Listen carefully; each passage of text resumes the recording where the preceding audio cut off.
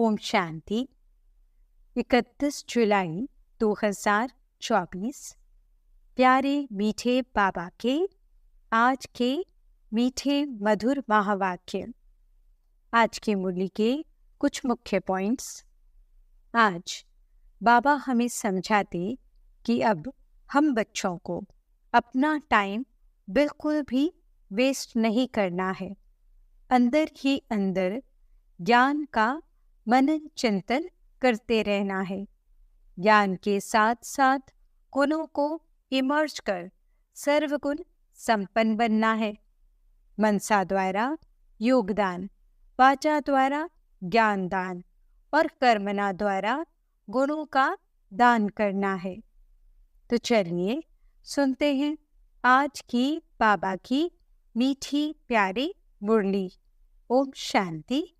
बाबा कहते, मीठे बच्चे, तुम्हें अपना टाइम वेस्ट नहीं करना है।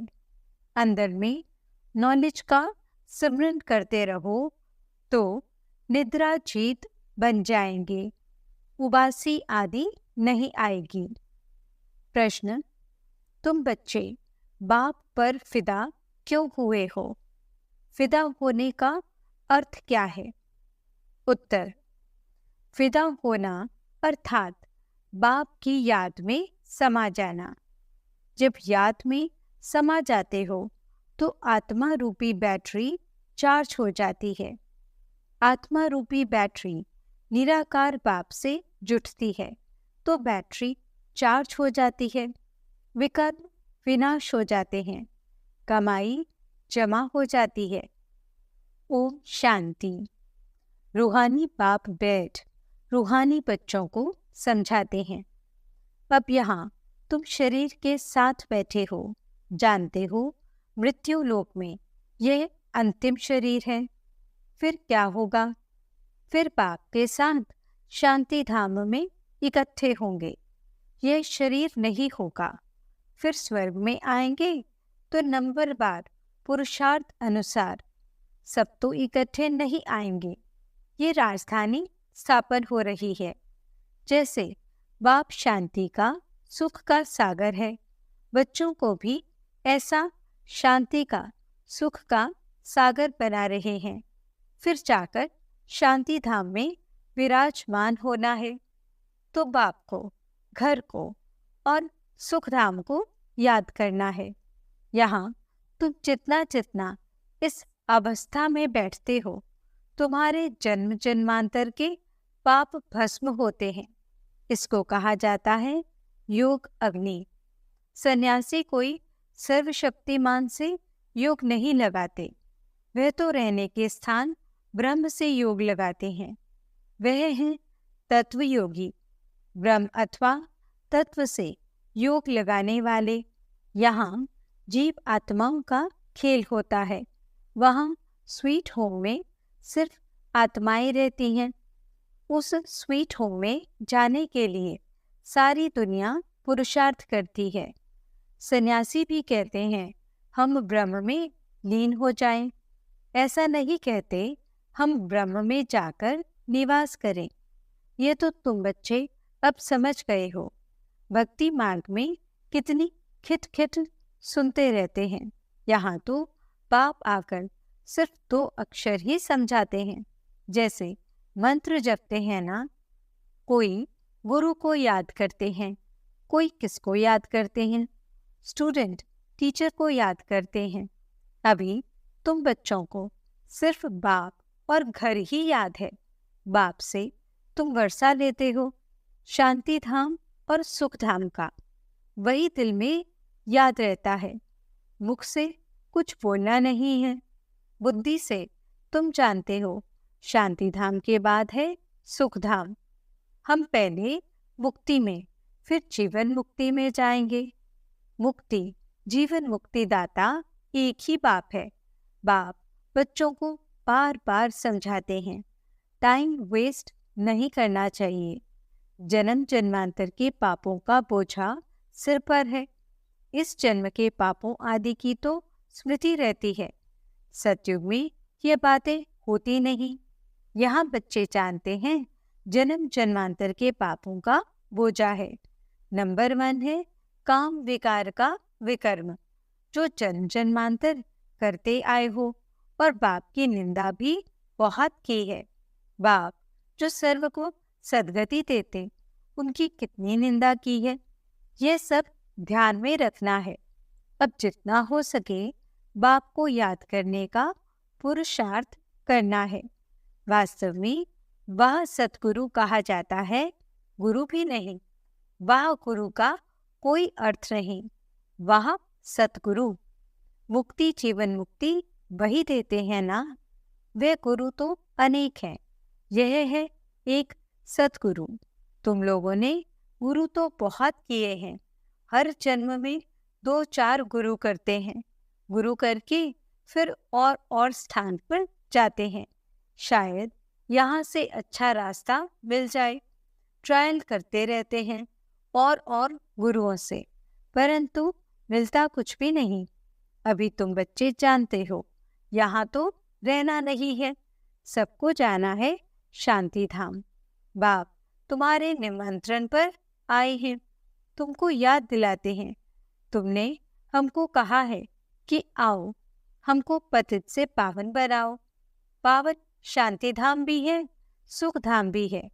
बुलाते हैं हमको घर ले जाओ। घर सबको याद है। आत्मा फट से कहेगी हमारा निवास स्थान परम धाम है। परम पिता परमात्मा भी परम धाम में रहते हैं, हम भी परम धाम में रहते हैं। अब बाप ने समझाया है, तुम पर बृहस्पति की दशा बैठी हुई है। यह है बेहद की बात। बेहद की दशा सब पर बैठी है, चक्र फिरता रहता है। हम ये सुख से दुख में, फिर दुख से सुख में आते हैं। शांति धाम, सुख धाम, फिर यह दुख धाम। यह भी अब तुम बच्चे समझते हो। मनुष्यों की तो बुद्धि में नहीं बैठता। अभी बाप जीते जी मरना सिखला रहे हैं। परवाने क्षमा पर फिदा हो जाते हैं। कोई उस पर आशिक हो जल जाते हैं, फिदा हो जाते हैं। कोई फिर फेरी पहन चले जाते हैं। यह भी बैटरी है ना। सबका बुद्धि योग उस एक से है, निराकार बाप से जैसे बैटरी लगी हुई है। इस आत्मा के तो बहुत नजदीक है, तो बहुत सहज होता है। बाप को याद करने से तुम्हारी बैटरी चार्ज होती जाती है।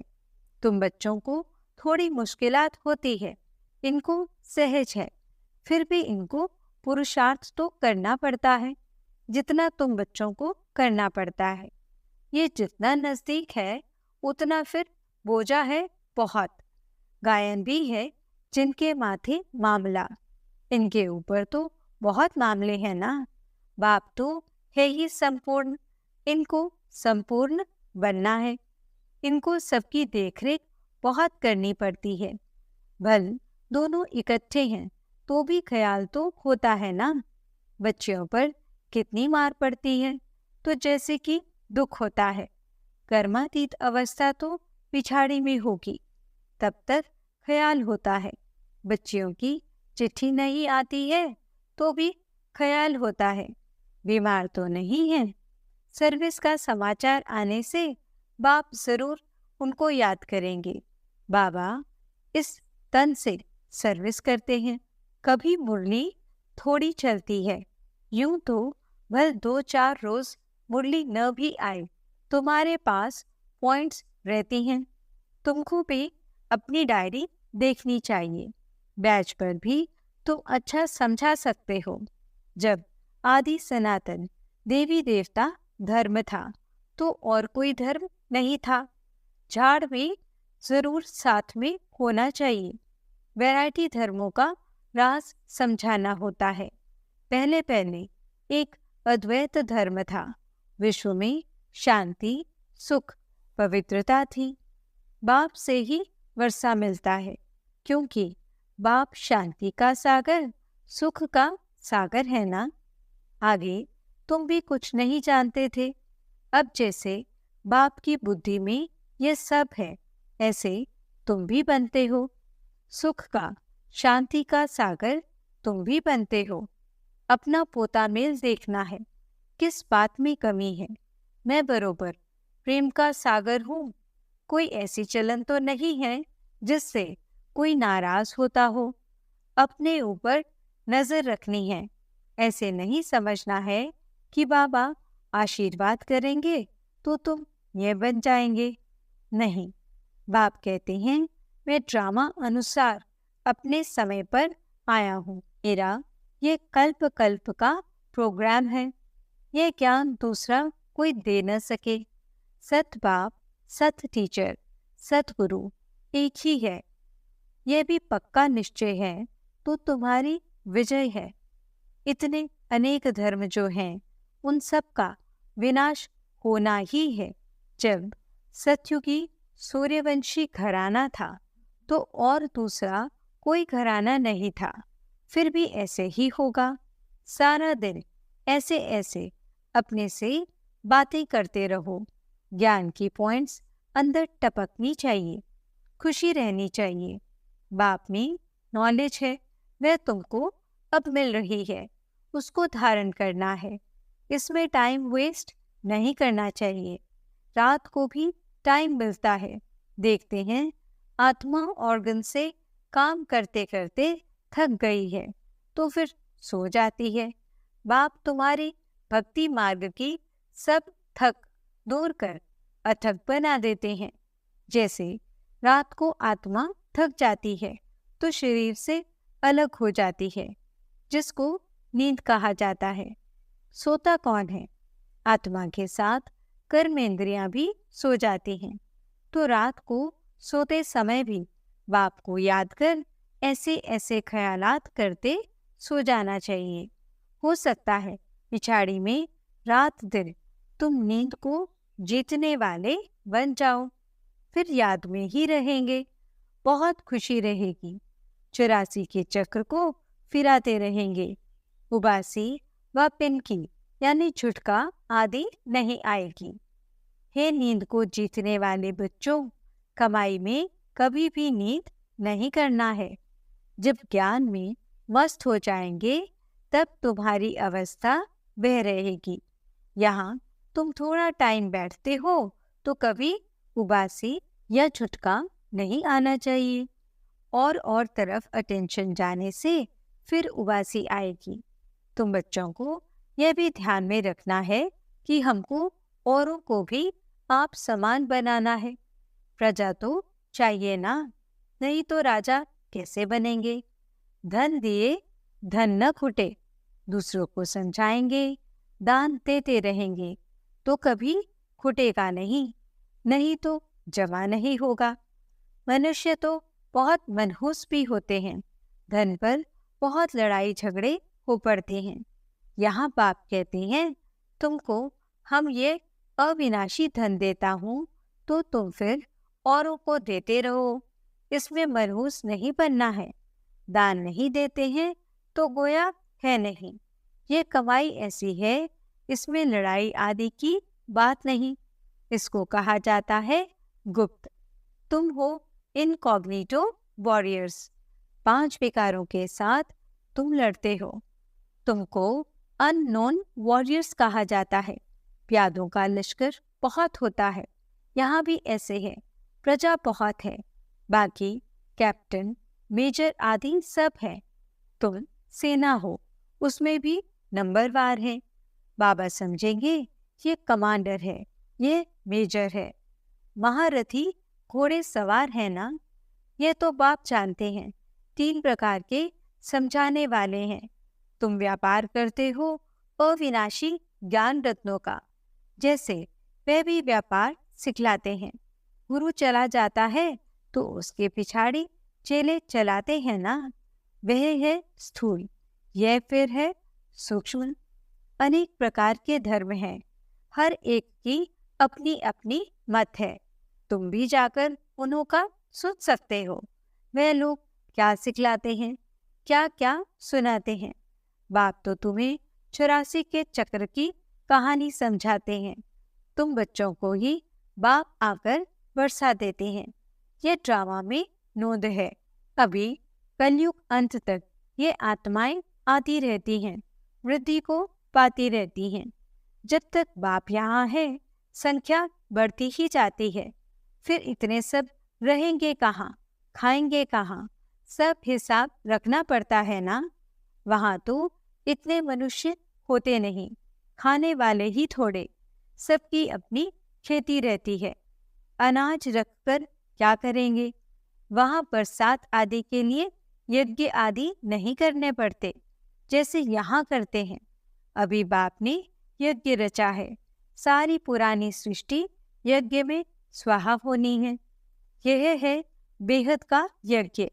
वे लोग हद की यज्ञ रचते हैं बरसात के लिए। बरसात पड़ी तो खुशी हो गई, यज्ञ की सफलता हुई। नहीं होने से अनाज नहीं होगा, अकाल पड़ जाता। भल यज्ञ आदि रचते हैं, परंतु बारिश को नहीं पड़ना है तो क्या कर सकते हैं? आफतें तो सब आनी है, मूसलधार बरसात, अर्थक्वेक, ये सब होना है। ड्रामा के चक्र को तो तुम बच्चों ने समझा है। ये चक्र भी बहुत बड़ा होना चाहिए। एडवर्टाइज बड़े बड़े स्थानों में लगी हुई होगी तो बड़े बड़े लोग पढ़ेंगे, समझ जाएंगे कि अब बरोबर पुरुषोत्तम संगम युग है। कलयुग में बहुत मनुष्य हैं, सतयुग में थोड़े मनुष्य होते हैं, तो बाकी सब इतने जरूर खत्म हो जाएंगे। शिव जयंती माना ही स्वर्ग जयंती, लक्ष्मी नारायण जयंती। बात तो बड़ी सहज है। शिव जयंती मनाई जाती है, वह है बेहद का बाप, उसने ही स्वर्ग की स्थापना की थी। कल की बात है, तुम स्वर्गवासी थे। यह तो बहुत सहज बात है। बच्चों को अच्छी रीति समझकर और समझाना है, खुशी में भी रहना है। अभी हम सदैव के लिए बीमारियों से छूटकर 100% हेल्दी वेल्दी बनते हैं। बाकी थोड़ा समय है, भल कितने भी दुख मौत आदि होंगे, तुम उस समय बहुत खुशी में होंगे। तुम जानते हो मौत तो होना ही है, कल्प कल्प का ये खेल है, फिक्रात कोई नहीं होती। जो पक्के हैं वे कभी हाय हाय नहीं करेंगे। मनुष्य कोई का ऑपरेशन आदि देखते हैं तो चक्कर आ जाता है, अभी तो कितना बड़ा मौत होगा। तुम बच्चे समझते हो यह सब तो होना ही है। गायन भी है, मेरुआ मौत मलू का शिकार। इस पुरानी दुनिया में तो बहुत दुख उठाया है, अब नई दुनिया में जाना है। अच्छा, मीठे मीठे सिकिलते बच्चों प्रति माता पिता बाप दादा का याद प्यार और गुड मॉर्निंग। रूहानी बाप की रूहानी बच्चों को नमस्ते। हम रूहानी बच्चों की रूहानी बाप दादा को दिल व जान सिकवा प्रेम से नमस्ते नमस्ते नमस्ते जी। गुड मॉर्निंग बाबा, शुक्रिया बाबा। धारणा के लिए मुख्य सार। पहला पॉइंट, बाप से अविनाशी ज्ञान धन लेकर दूसरों को दान करना है। ज्ञान दान करने में मनहूस नहीं बनना है। ज्ञान की पॉइंट्स अंदर टपकती रहें। राजा बनने के लिए प्रजा जरूर बनानी है। दूसरा पॉइंट, अपना पोता मेल देखना है। मैं बाप समान प्रेम का सागर बना हूँ, कभी किसी को नाराज तो नहीं करता हूँ, अपनी चलन पर पूरी नजर है। वरदान, ज्ञान के साथ गुणों को इमर्ज कर सर्वगुण संपन्न बनने वाले गुण मूर्त भव। हर एक में ज्ञान बहुत है, लेकिन अब आवश्यकता है गुणों को इमर्ज करने की। इसलिए विशेष कर्म द्वारा गुणदाता बनो। संकल्प करो कि मुझे सदा गुणमूर्त बन सबको गुणमूर्त बनाने के कर्तव्य में तत्पर रहना है। इससे व्यर्थ देखने, सुनने व करने की फुर्सत नहीं मिलेगी। इस विधि से स्वयं की व सर्व की कमजोरियां सहज समाप्त हो जाएंगी। तो इसमें हर एक अपने को निमित्त अव्वल नंबर समझ सर्वगुण संपन्न बनने और बनाने का एग्जाम्पल बनो। स्लोगन: मनसा द्वारा योगदान, वाचा द्वारा ज्ञान दान और कर्म